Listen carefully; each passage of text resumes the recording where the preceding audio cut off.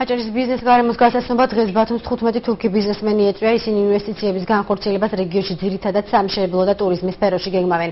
ქალაქ დიარბაქირის განვითარების სააგენტო წევრები ფინანსების დაბანდება სოფლის მეურნეობის სფეროში საქართველოს სხვა კუთხეებშიც გეგმავენ. ბათუმში სამუშაო ვიზიტით მყოფი ბიზნესმენები დღეს საერთაშორისო ინვესტორთა ასოციაციას ეწვივნენ, სადაც რეგიონის საინვესტიციო გარემოს დეტალურად გაეცნენ.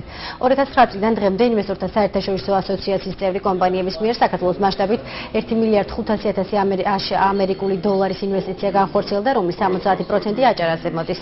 ამ დროისათვის ასოციაცია 25 ბიზნეს კომპანიას აერთიანებს.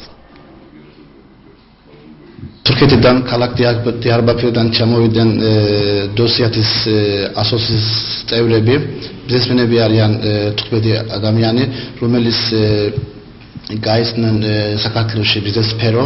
ჩვენ გავაცანით რა როგორ შეიძლება ახალი კანონი და ახალი ხელისუფლება როგორ მიუდგება ამ საქმეს.